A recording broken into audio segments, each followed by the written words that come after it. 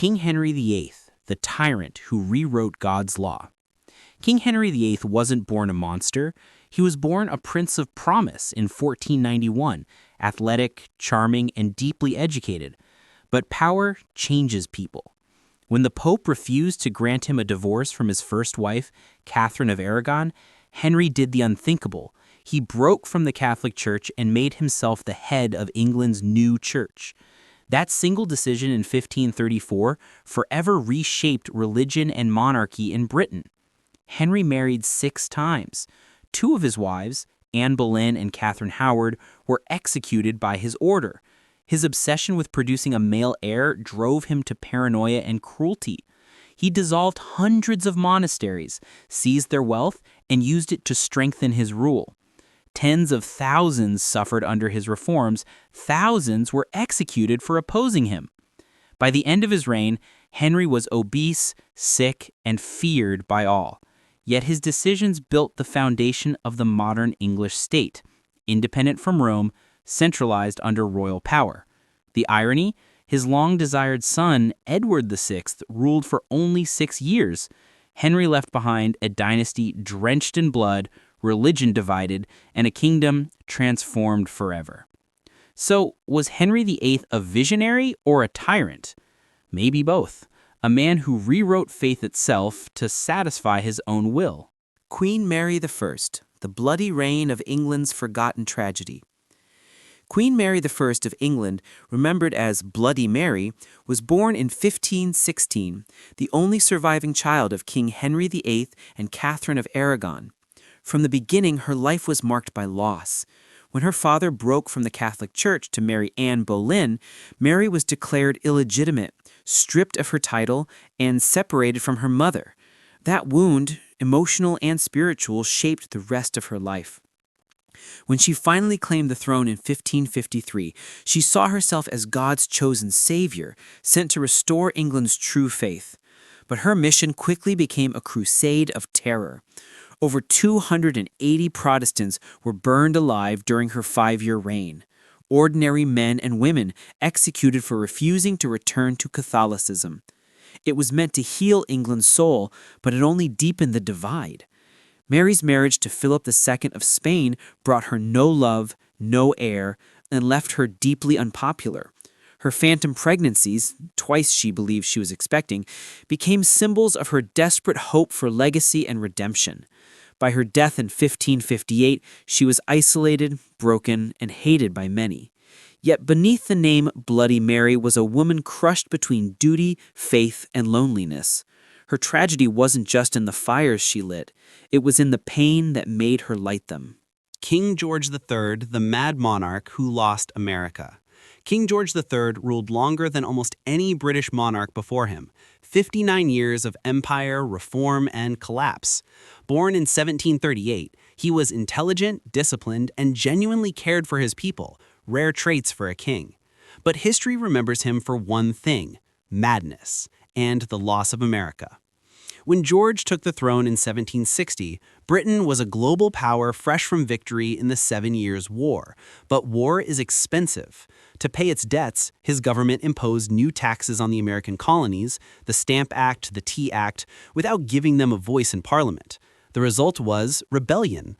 By 1776, 13 colonies declared independence, and George became the symbol of tyranny. Behind the crown, though, the king was unraveling. He suffered bouts of mental illness. Historians now believe it was porphyria, a genetic blood disorder causing delirium and pain. During his episodes, he talked nonstop, wrote frantic letters, and couldn't recognize his own family. Yet even in his clarity, the guilt of losing America haunted him. By the early 1800s, George was blind, deaf, and permanently insane, a lonely prisoner inside Windsor Castle. He died in 2020, not as a monster, but as a man broken by the weight of empire and expectation. So was George III mad, or just human in the wrong century? Maybe his tragedy was seeing too much and losing everything he saw.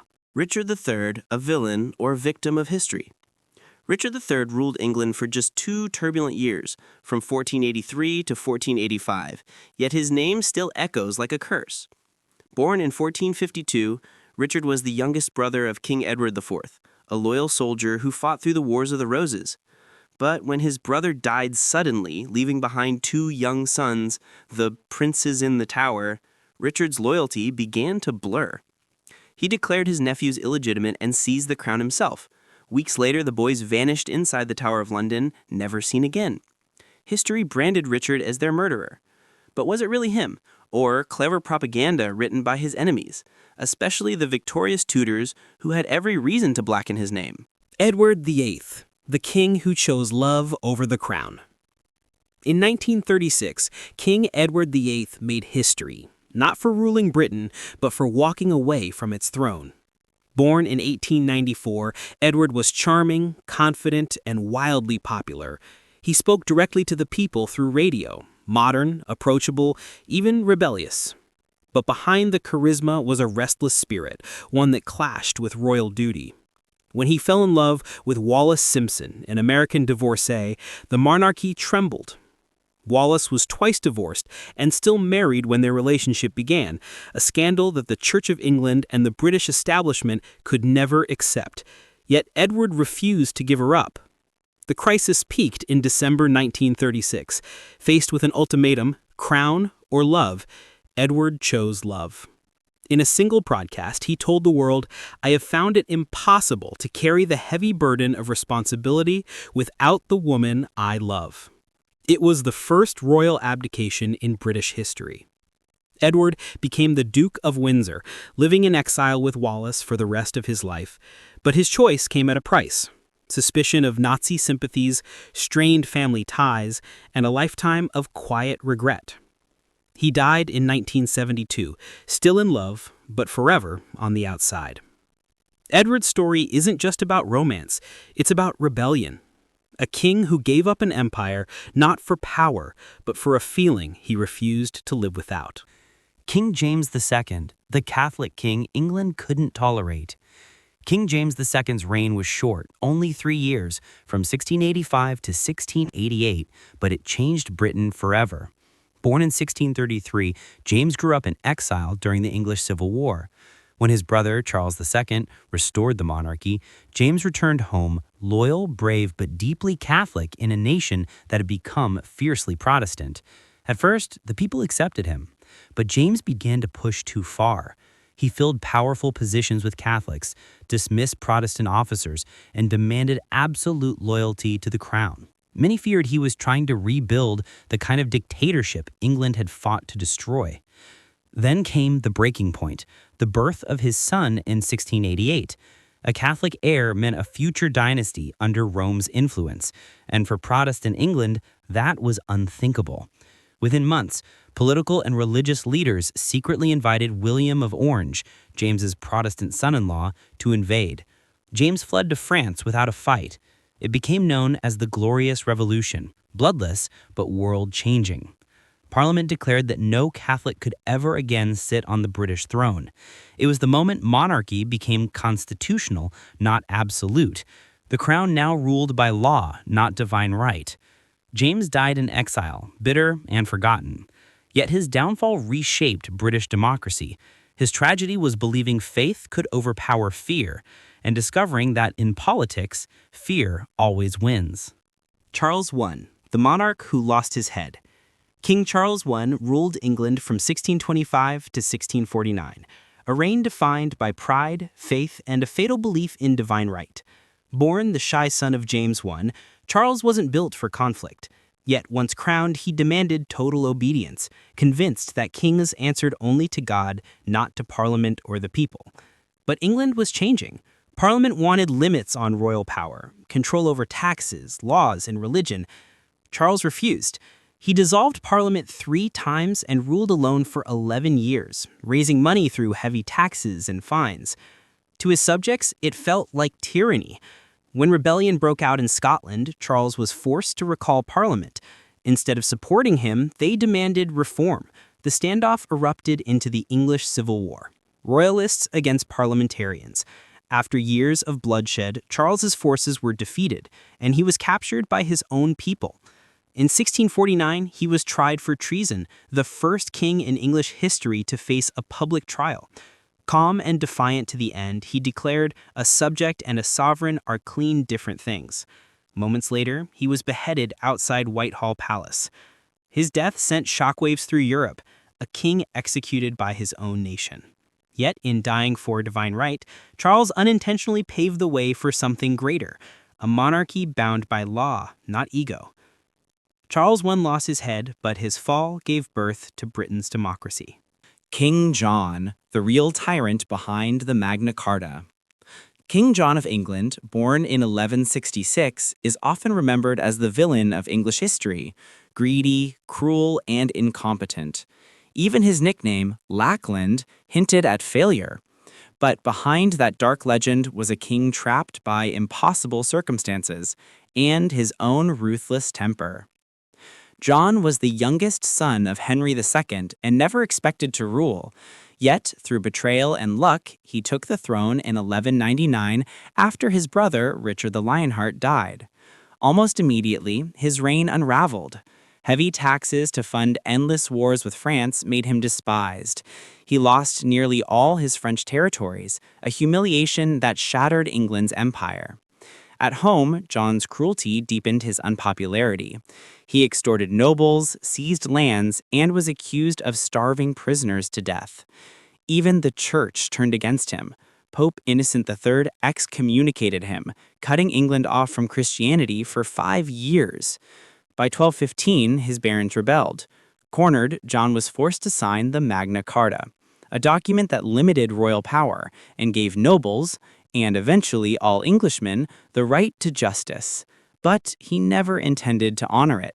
Within months, civil war reignited, and John died a year later from illness and exhaustion. History painted him as a tyrant, but his failure gave birth to something timeless, the idea that even kings are not above the law. Sometimes history's villains leave behind freedom they never meant to create. Queen Victoria, the empress who hid a dark obsession. Queen Victoria, the woman who ruled an empire so vast it was said the sun never set on it. But behind the crown, the power, and the portraits of imperial glory lived a woman consumed by grief and obsession. Born in 1819, Victoria ascended the throne at just 18. She reigned for 63 years, overseeing Britain's transformation into the world's mightiest empire. Her image became a symbol of duty, morality, and strength. Yet, privately, she was fragile, deeply emotional, almost dependent on love. Her marriage to Prince Albert was her anchor. Together, they reshaped the monarchy into a moral family ideal, raising 9 children and projecting domestic virtue across the empire. But when Albert died suddenly in 1861, everything collapsed. Victoria fell into a decade-long depression. She dressed in black for the rest of her life, avoided public appearances, and turned her mourning into ritual obsession. Her isolation gave rise to rumors, especially about her close friendship with John Brown, a Scottish servant she trusted more than her ministers. Some even whispered it was romantic. As she withdrew, Britain expanded, India, Africa, and beyond, making her the empress of half the world, yet emotionally trapped in the past. Victoria's story isn't just one of empire and progress. It's the tragedy of a woman whose love became her prison and whose grief shaped an era. Even the mightiest empress couldn't conquer her own heart. King Henry VI, the gentle king who went mad. King Henry VI was never meant for the brutality of kingship. Born in 1421, he inherited the throne as an infant, the crown placed on the head of a 1-year-old boy. His father, Henry V, had conquered France and made England a superpower, but his son was nothing like him. Henry VI was gentle, deeply religious, and painfully shy, a man of prayer trapped in a world of power and war. While other monarchs plotted conquests, Henry dreamed of peace. Yet that very gentleness became his undoing. By his early 30s, the pressures of rule, endless debt, and rival nobles tore his mind apart. In 1453, after years of political chaos and losses in France, Henry suffered a mental collapse. Silent, unresponsive, almost catatonic. For over a year, he didn't speak or recognize anyone, not even his newborn son. During his illness, his ambitious wife, Margaret of Anjou, fought to defend their dynasty, while powerful lords like the Duke of York saw their chance to seize control. The result? The Wars of the Roses, decades of brutal civil war that would drench England in blood. Henry VI briefly regained his sanity, only to lose it again as his enemies closed in. Captured, deposed, and later murdered in the Tower of London, his death marked the end of Lancaster's dream and the rise of the Tudors. Henry VI wasn't a tyrant or a schemer. He was a fragile soul born into a violent world. His tragedy reminds us that sometimes the kindest hearts break under the heaviest crowns. Edward II, the king destroyed by love and betrayal. Edward II's story is one of passion, weakness, and ruthless betrayal, a tragedy born from love in the wrong place and time. Born in 1284, Edward inherited the English throne from his father, the mighty Edward I, known as the Hammer of the Scots. But unlike his warrior father, Edward II was soft-spoken, emotional, and defiant of expectations. He surrounded himself not with knights and nobles, but with one man, Piers Gaveston. Gaveston was charming, witty, and utterly reckless. Their bond, whether friendship or romantic love, outraged the nobility. Edward showered him with titles and favor, ignoring his counsel and humiliating the great lords who saw Gaveston as an upstart. The tension turned deadly. In 1312, barons captured Gaveston and executed him. Edward never forgave them. But the king learned nothing. Years later, he elevated another favorite, Hugh Despenser, whose greed and cruelty deepened England's suffering. Meanwhile, his wife, Queen Isabella of France, once loyal, turned against him. She fled to France, took a lover, Roger Mortimer, and plotted her husband's downfall. In 1326, Isabella invaded England. Edward fled, abandoned by his allies, and was soon captured. Forced to abdicate in favor of his young son, he was imprisoned and later murdered in Berkeley Castle under mysterious, brutal circumstances. Edward II's reign exposed the fragility of medieval masculinity, a king too human for a world that demanded iron and control. His love defied convention, his rule defied order, and his death became a grim reminder that in politics, affection can be fatal. Anne Boleyn, the queen who changed everything. Few women have altered the course of history as completely or as tragically as Anne Boleyn. Her story is not just one of love and betrayal, but of power, politics, and a revolution that shook the foundations of England itself. Born around 1501, Anne was sharp, educated, and dangerously charismatic, nothing like the silent, obedient women of her time. When she caught the eye of King Henry VIII, she refused to become just another mistress. She demanded marriage, not compromise, and that defiance changed everything. Henry's obsession with Anne consumed him.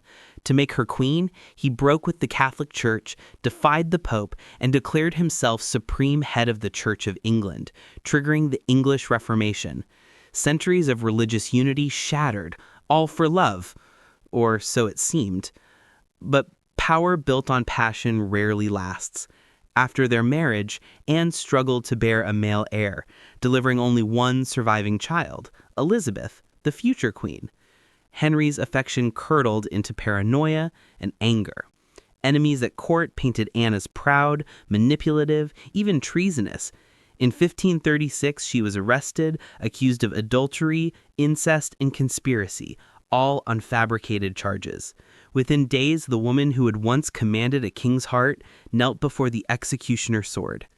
Yet in death, Anne triumphed. Her daughter Elizabeth I would become one of England's greatest rulers, the living proof that Anne's legacy couldn't be silenced. Anne Boleyn didn't just change a king's heart, she changed a kingdom's soul. King Charles II, the Pleasure King, and the Age of Scandal. When King Charles II returned to England in 1660, the nation was desperate for joy. After years of civil war, regicide, and Puritan rule, the people wanted laughter, music, and life again, and Charles gave them exactly that. Born in 1630, Charles had watched his father, Charles I, executed by his own subjects. He spent years in exile across Europe, surviving on charm and wit. So when Parliament restored him to the throne, he came back not as a conqueror, but as a man who knew how fragile power could be. His reign became known as the Restoration, a time when England rediscovered its appetite for art, theater, and pleasure. He reopened playhouses, welcomed poets and painters, and turned his court into a stage of glittering scandal. Charles was magnetic, tall, witty, irresistible, and surrounded by mistresses. The most famous, Nell Gwyn, was a former actress who captured the nation's affection as much as the king's. But beneath the decadence, England faced crisis after crisis. The Great Plague of 1665, the Great Fire of London in 1666, and fierce political divisions between Catholics and Protestants. Charles navigated it all with charm, secrecy, and a taste for survival. He played Parliament, foreign powers, and even his own family like a game of chess, always with a smile. He fathered at least a dozen illegitimate children, but no legitimate heir, leaving his brother James II to inherit a throne that would soon fall into turmoil. Charles II's reign was one of contradictions, pleasure and paranoia, beauty and betrayal.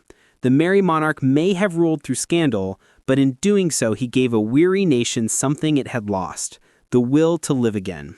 Mary, Queen of Scots, the monarch who died for her crown.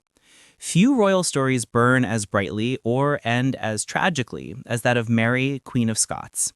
She was beautiful, charismatic, and born to rule, yet her life became a storm of politics, passion, and betrayal that ended beneath the executioner's blade. Born in 1542, Mary became Queen of Scotland when she was just 6 days old. Raised in the glittering French court, she was elegant, educated, and devoutly Catholic. A queen from birth who believed God had chosen her for greatness. But destiny is rarely kind. After her husband, the King of France, died young, Mary returned to a divided Scotland, a land torn between Catholic and Protestant factions. Her charm won hearts, but her decisions shattered alliances. She married Lord Darnley, a handsome but violent drunk who soon turned against her. His mysterious murder in 1567 and her hasty marriage to the prime suspect, the Earl of Bothwell, destroyed her reputation. The Scottish nobles rebelled. Mary was forced to abdicate in favor of her infant son, James VI, and fled to England, seeking protection from her cousin, Queen Elizabeth I. But to Elizabeth, Mary was more than a refugee. She was a Catholic rival with a claim to the English throne. For nearly 19 years, Mary was held captive, a living threat in velvet chains. Eventually, she was implicated in a plot to assassinate Elizabeth. Whether truly guilty or not, her fate was sealed. In 1587, Mary faced her death with dignity, praying for forgiveness and for her son's future. Her blood ended her struggle, but not her legacy. Her son, James VI of Scotland, would later inherit the English crown, uniting the two kingdoms Mary once dreamed of ruling. Mary, Queen of Scots, a woman who lost her crown, her freedom, and her life, yet won immortality through tragedy. Henry VII, the paranoid founder of a dynasty. Before the glamour of the Tudors, before Henry VIII and Elizabeth I, there was Henry VII, the quiet, calculating king who built their world from the ashes of war. He wasn't born to rule, he fought for it, schemed for it, and once he had it, he never stopped looking over his shoulder. Born in 1457 during the Bloody Wars of the Roses, Henry was a Lancastrian exile with a flimsy claim to the throne, a political nobody.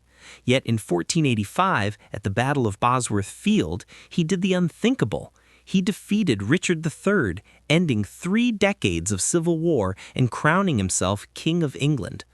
That moment didn't just end a dynasty, it created one. But victory didn't bring peace. Henry's reign was haunted by paranoia. He knew how easily power could be stolen because he had stolen it himself. Every rebellion, every whisper of a lost prince felt like a dagger aimed at his crown. He built spies, networks, and secret courts to crush dissent before it spread. Yet behind the suspicion was genius. Henry reformed England's finances, strengthened royal authority, and rebuilt the kingdom's shattered economy. Through strategic marriages, including that of his son Arthur to Catherine of Aragon, he tied England to Europe's great powers. When he died in 1509, Henry left behind more than wealth and order. He left a dynasty that would define an era. His son, Henry VIII, would inherit not only a crown, but his father's hunger for control. Henry VII ruled not through charisma or charm, but through calculation. He was the survivor king, the man who ended a war, built an empire, and trusted no one, not even history itself.